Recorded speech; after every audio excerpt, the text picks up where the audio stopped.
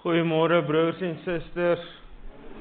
Baie welkom by vanoggend se erediens. Mag dit vir elkeen van ons ook 'n goeie belewenis wees hier, waar ons onder die indruk kom daarvan dat God hier aan die werk is en dat hy met ons besig is.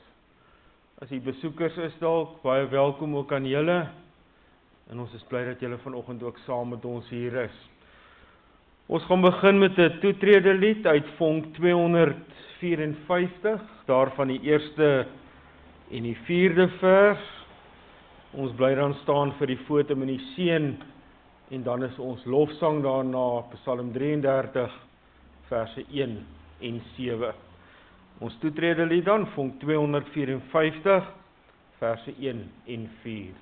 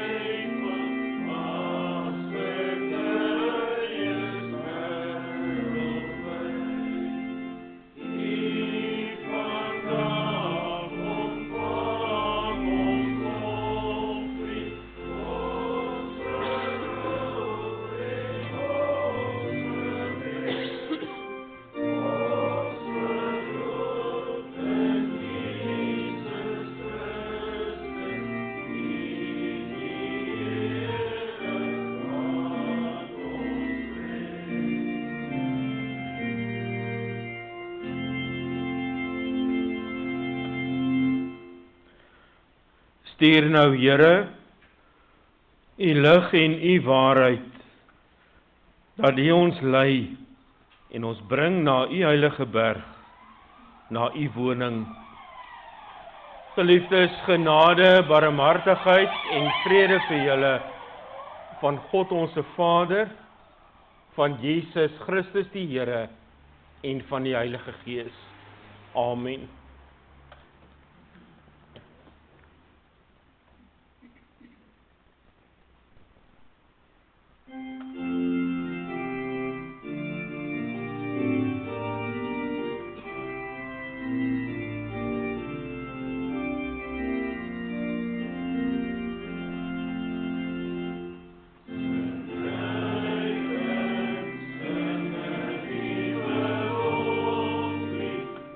Sir.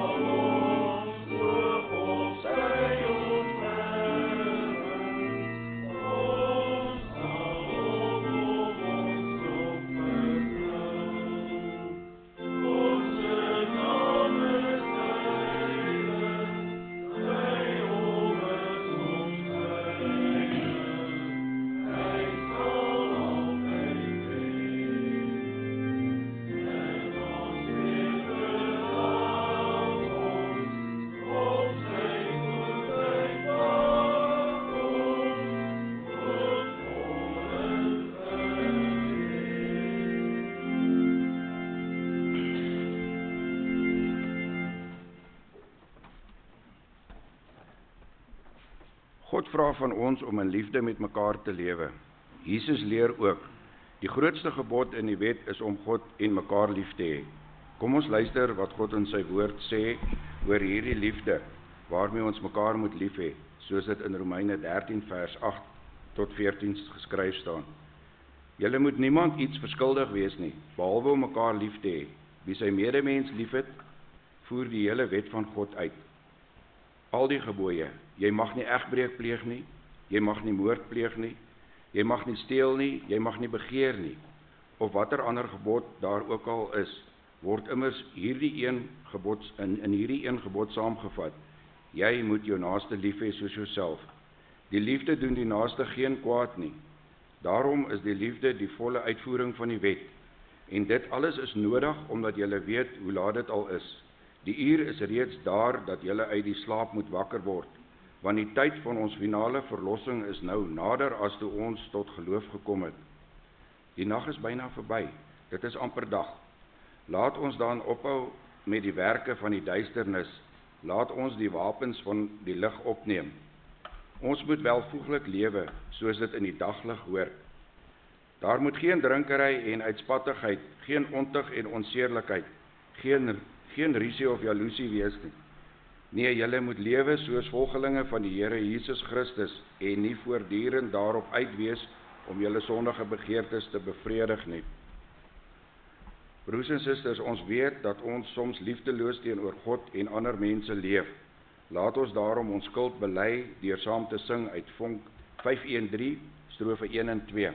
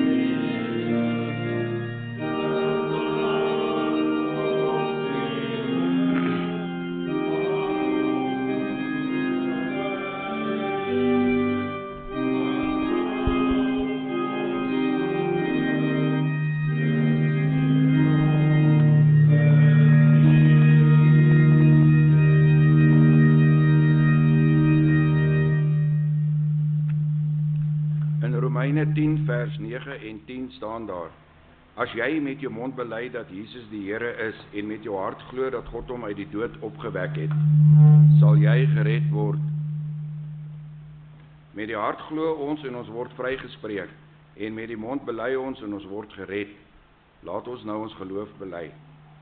Ek glo in God die Vader, die Almagtige, die skepper van die hemel en die aarde, en in Jesus Christus, sy eniggebore Seun, ons Here, wat ontvang is van die Heilige Gees, gebore is uit die maagd Maria, wat gelei het onder Pontius Pilatus, gekruisig is, gesterf het en begrawe is, en ter helle neergedaal het, wat op die 3de dag weer opgestaan het uit die dode, wat opgevaar het na die hemel en sit aan die regterhand van God, die Almagtige Vader, van waar hy sal kom om te oordeel, die wat nog lewe en die wat reeds gesterf het.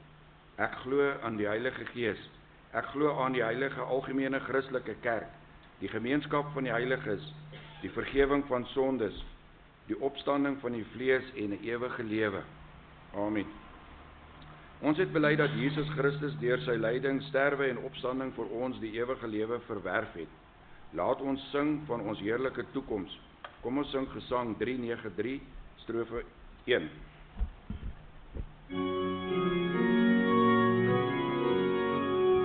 Gemeente, ons skriflesing vanoggend is uit Psalm 43. En die Psalm met die opskrif: Stuur u lig en u waarheid. Laat tog reg aan my geskied, o God. Behartig tog my saak teen 'n godlose bende. Red my van vals en misdadige mense. Net u is my skuiling, my God. Waarom verstoot u my dan? Waarom moet ek gebuk gaan onder die smaad van die vyand? Stuur u lig en u waarheid dat die my lei en my bring na u heilige berg, na u woning. Laat my ingaan na die altaar van God, die God oor wie ek wil jubel en juig, dat ek u kan loof met die lier, o God, my God. Waarom is ek so in vertwyfeling, en waarom kerm ek so? Vertrou op God. Ja, ek sal weer vir hom 'n loflied sing. Hy is my helper en my God. Ons lees tot sover. 'n Mens leef nie net van brood nie, maar van elke woord wat uit die mond van God kom. Kom ons bid saam.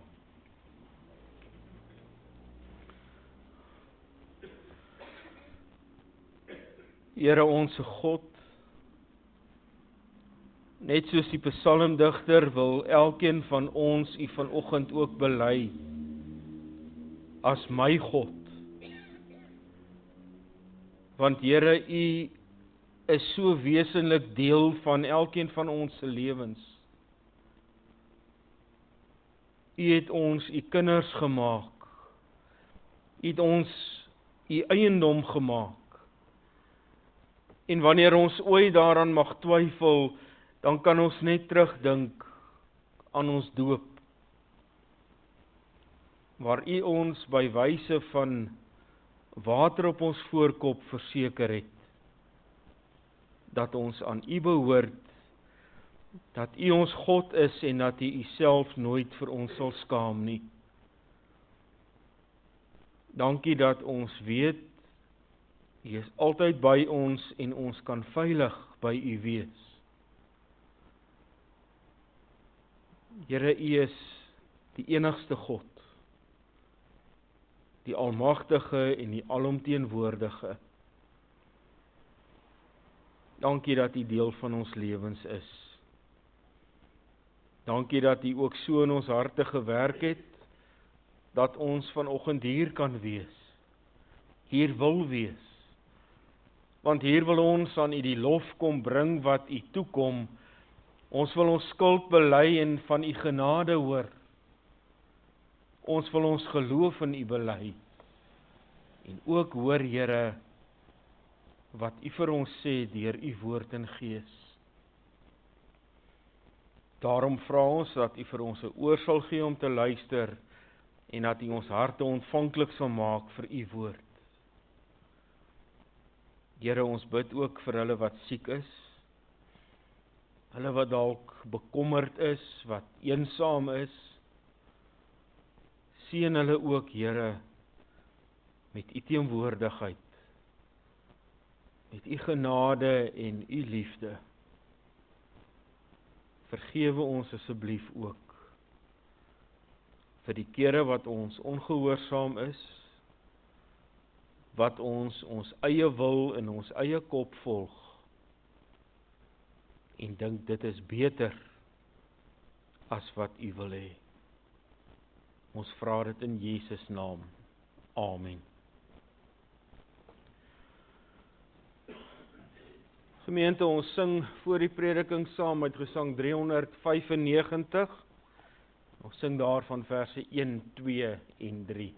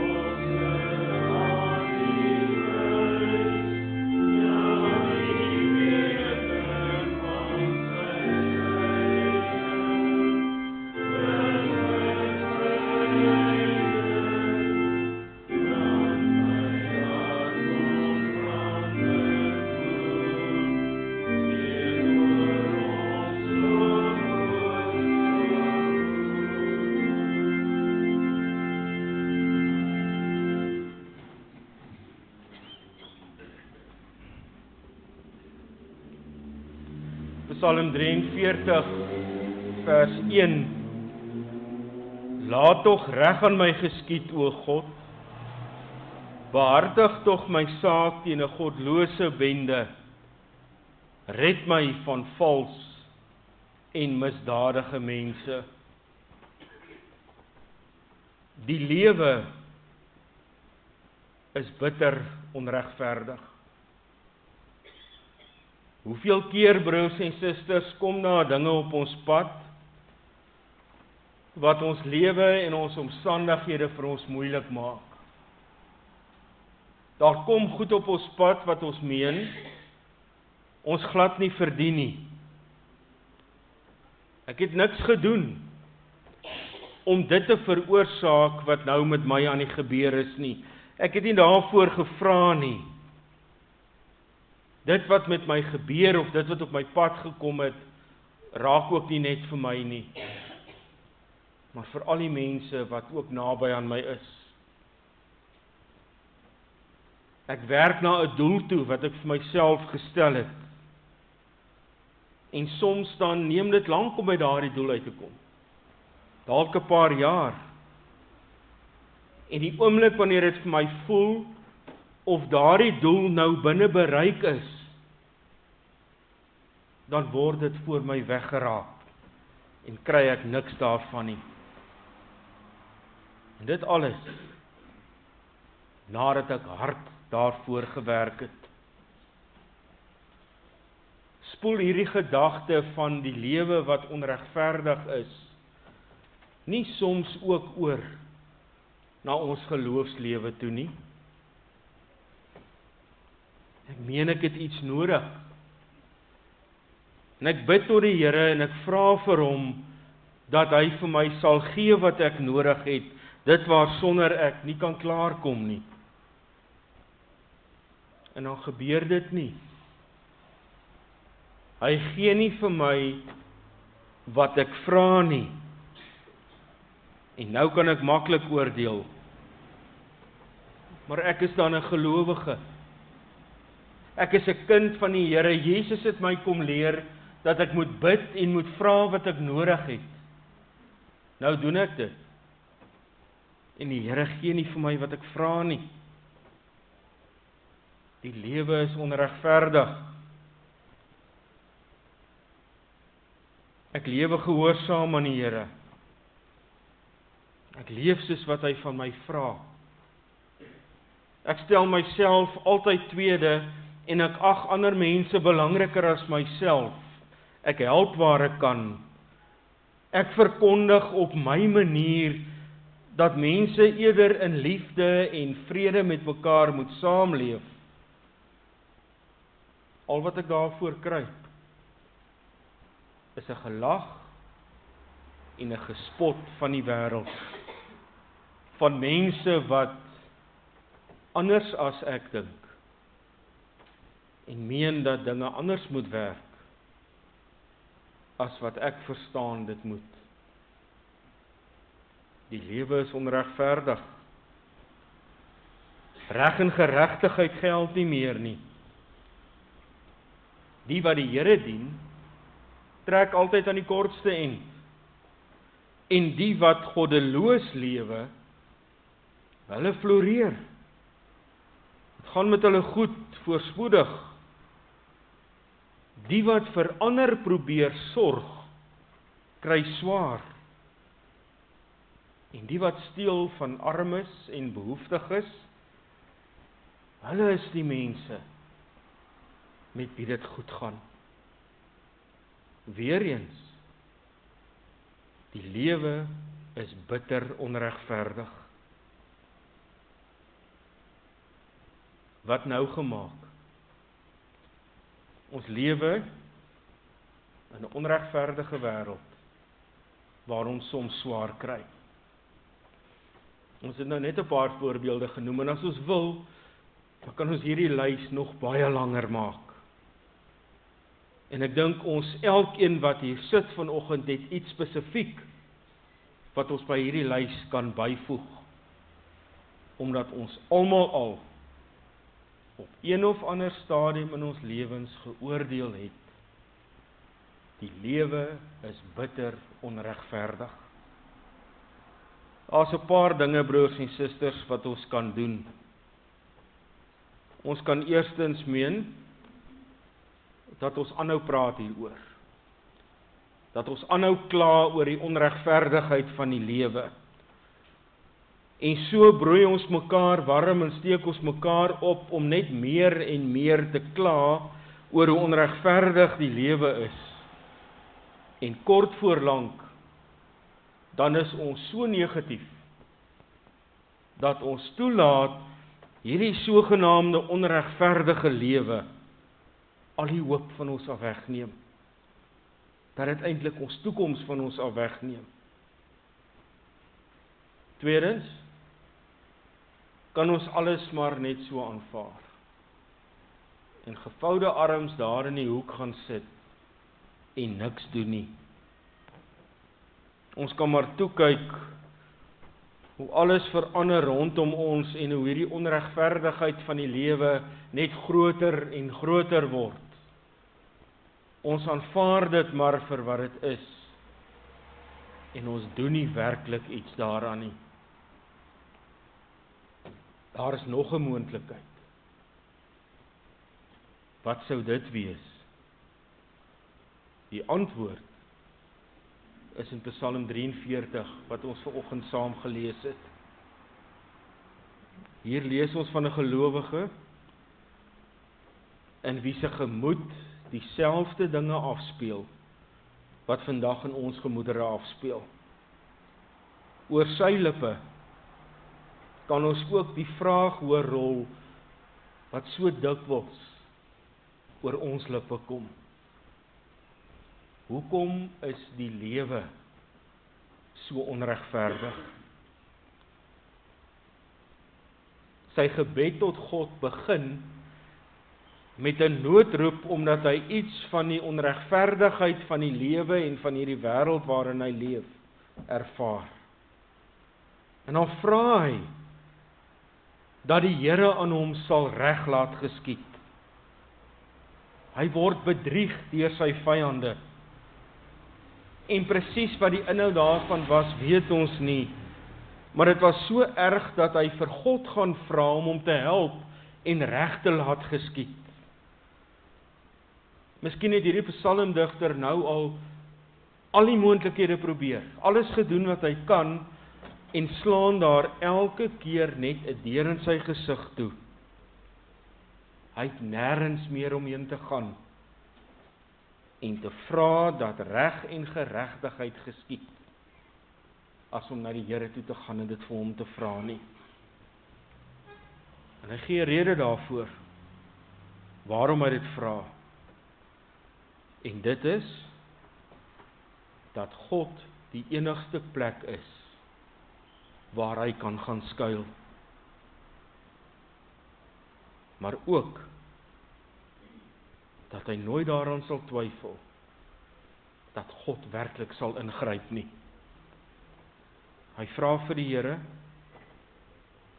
waarom verstoot selfs U my? Waarom moet hy so gebuk gaan, so swaar kry en seer kry onder die smaad van sy vyand? Dis amper asof hy vir die Here wil sê, dat hierdie vyand maak net wat hy wil. Hy lieg en hy bedrieg. Hy spot en hy lag vir hierdie kind van God. En die Here gryp nie in nie. Waar is die belofte wat God gemaak het? Dat hy ons sal oppas en ons beskerm. Om een of ander rede, hou hierdie krisis wat die psalmdigter beleef, om weg van die tempel af. Dit beteken, hy kan nie God se teenwoordigheid gaan opsoek nie. Hy kan nie die versekering gaan kry, dat God by hom is nie. Dink terug aan verlede week, hoe ons gehoor het, hoe die digter van Psalm 84 ook verlang het, na die tempel toe, om daar in God se teenwoordigheid te kan wees. Want daar kan hy skuil in die teenwoordigheid van God. Daar kan hy vrede vind. En dit is op hierdie oomblik nie vir die digter van Psalm 43 moontlik nie. Maar tog verlang hy daarna. Hy wil in God se teenwoordigheid wees. Hy wil God se genade en liefde ervaar, wanneer hy dan by hom is. Stuur u lig en u waarheid, Here, dat die my lei en dat die my bring na u heilige berg, na u woning. Laat my ingaan na die altaar van God, die God oor wie ek wil jubel en juig, dat ek u kan loof met die lier, o God, my God. Wees my genadig, o Here, dat ek by u kan wees, dat ek by u kan leer wat u van my vra. Bring my in u teenwoordigheid, want dit is die enigste plek waar 'n mens werklik veilig is. Dit smeek hy, dit pleit hy by God, dat hy in die teenwoordigheid van God mag skuil, van 'n lewe en 'n wêreld waar dinge baie onregverdig is. En waar hy die onregverdigheid van hierdie wêreld eerstehands ervaar. En die volgende wat ons dan in hierdie psalm hoor, is hoe hierdie psalmdigter homself aanspreek. Waarom is ek so in vertwyfeling? Waarom kerm ek so? Hou op twyfel en vertrou op God. Hou op kerm en glo dat God by jou is en dat hy die uitkoms sal gee. Dit is wat ons hoor hierdie psalmdigter vir homself sê. En wanneer hy dit sê en hoor, wanneer hy hoor wat hy vir homself sê, dan is daar skielik hoop. Ja, ek sal weer vir hom 'n loflied sing. Hy is my helper en my God. Is dit nie dalk eerder, broers en susters, wat ons moet doen?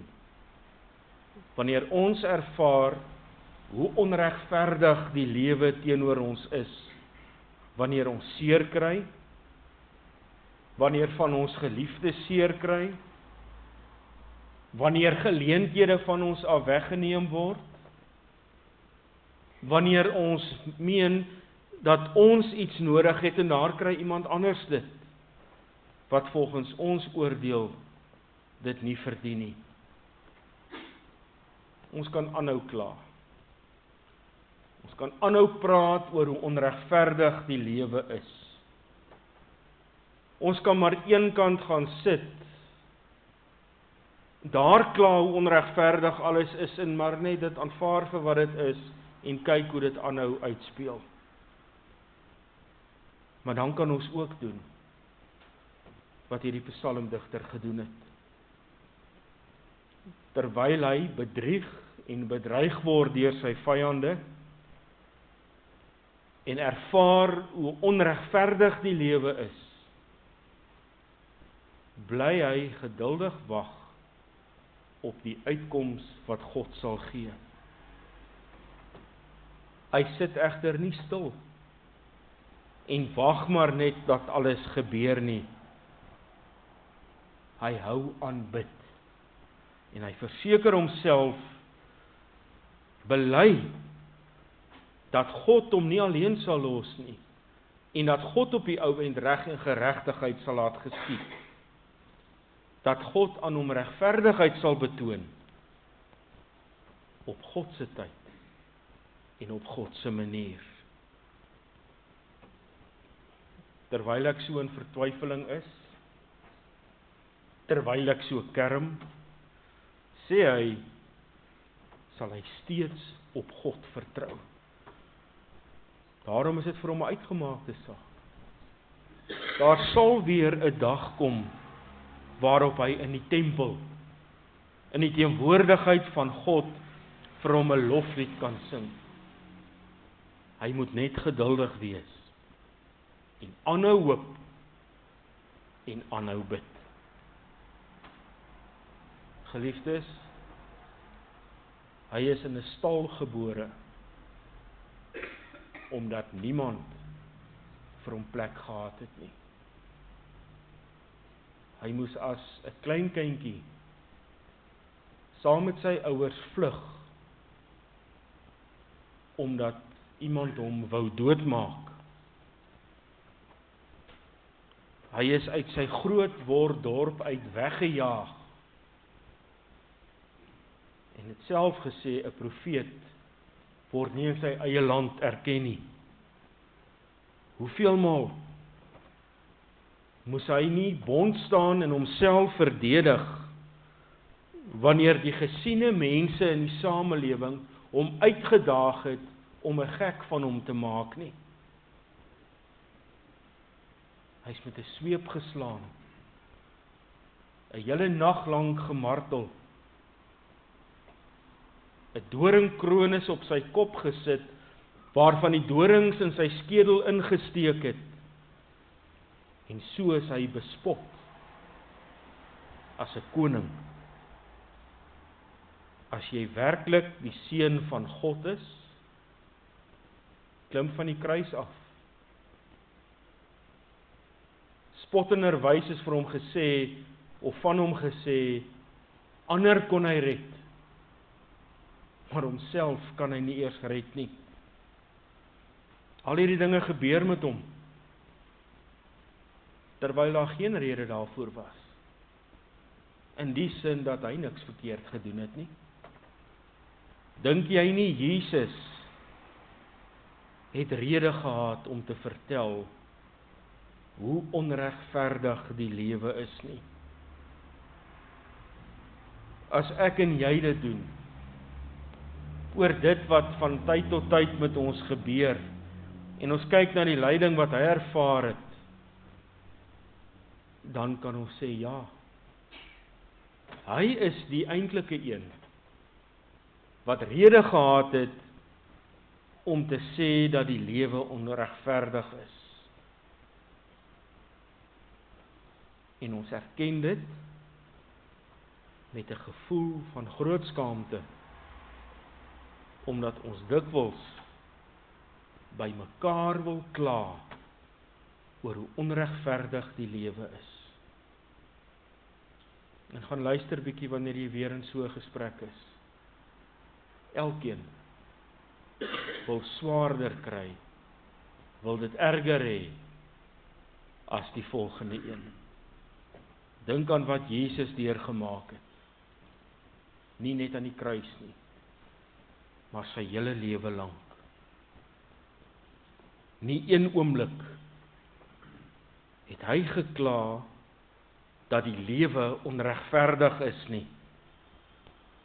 Hy het die lydenspad geloop na Golgotha in gehoorsaamheid aan God, ter wille van my en jou.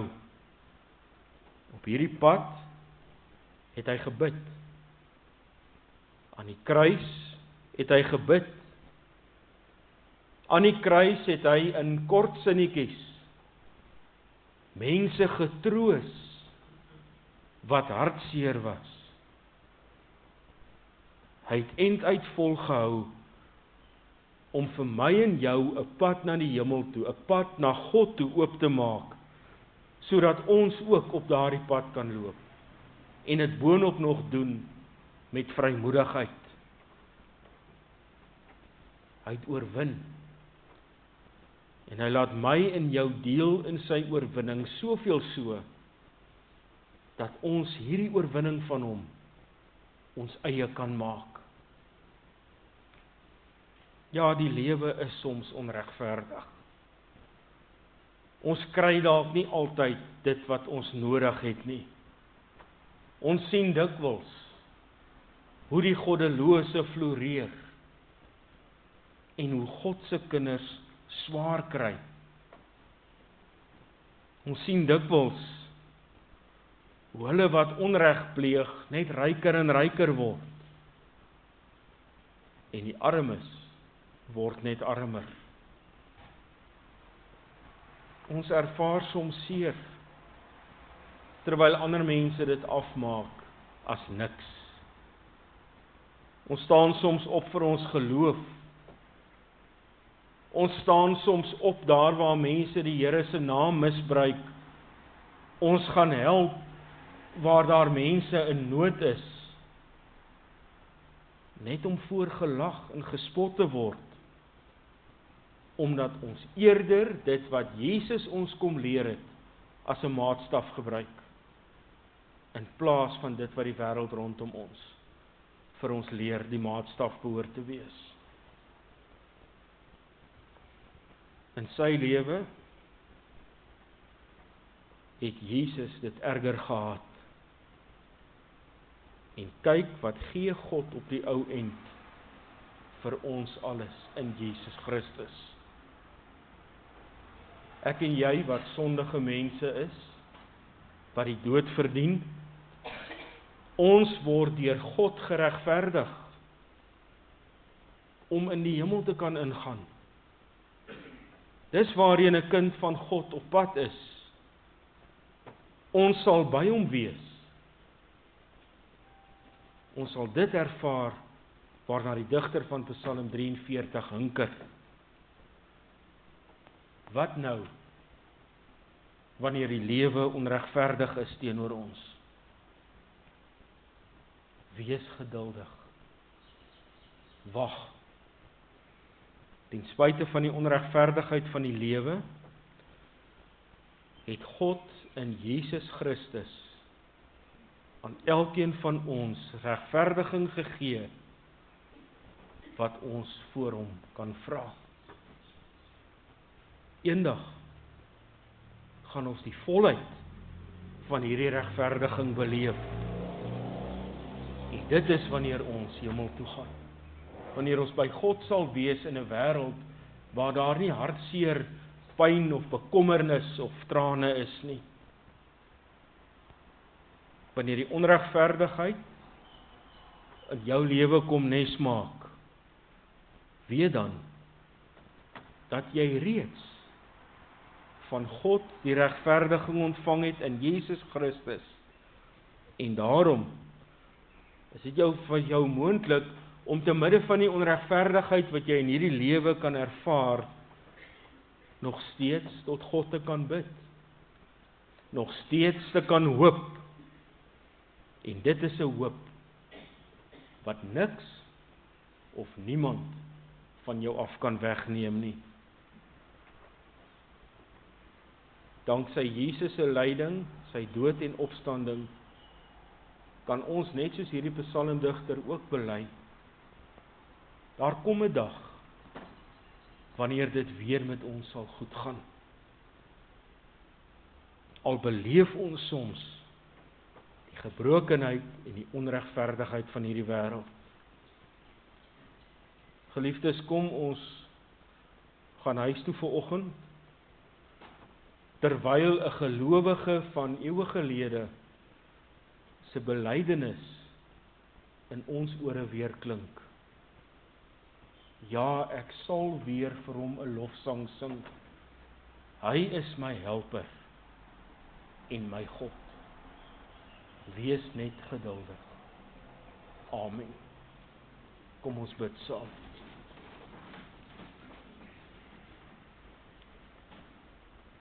Hemelse Vader, ons ervaar so dikwels dat die lewe onregverdig is. En hoeveel maal spoel dit nie ook oor na ons geloofslewe toe. En dan begin ons twyfel nie. En daarom wil ons vir U vra, wanneer ons die lewe as onregverdig ervaar, wanneer dit ons geloof beïnvloed, soms so beïnvloed dat ons begin twyfel, wil U vir ons dan seën met U genade en liefde. Wil U dan U lig en U waarheid vir ons stuur, Here, en wil U by ons wees. dat ons in daardie moeilike tyd wat ons beleef, in U teenwoordigheid kan skuil. Help ons asseblief, Here, om ook te dink aan dit wat U Seun Jesus Christus moes deurleef het. Maar ook te dink aan dit wat U alles in sy naam vir ons gegee het. Hou U hand oor ons, Here, in die week wat voorlê. Wil U ons veilig hou? Wil U ons help om gehoorsaam aan U te lewe?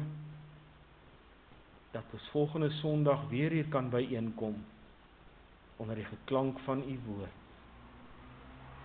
Ons vra dit in die naam van Hom wat in ons plek gelei en gesterf het, Jesus Christus. Amen.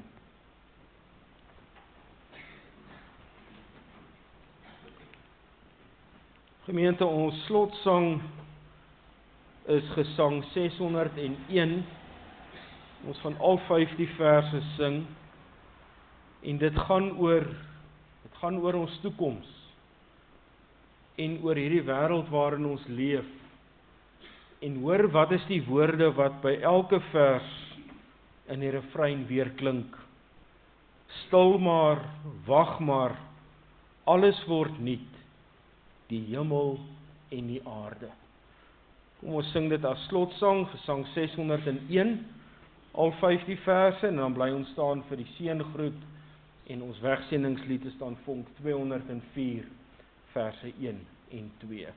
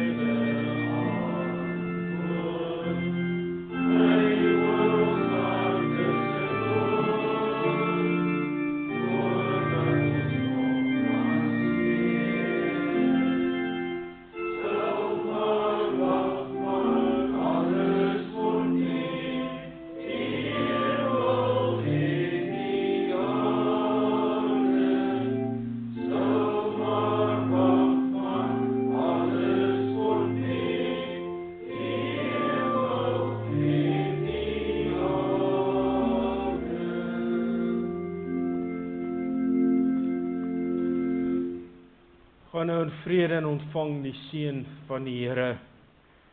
Die Here sal julle seën en julle beskerm. Die Here sal tot julle redding verskyn en julle genadig wees. Die Here sal julle gebede verhoor en aan julle sy vrede gee. Amen.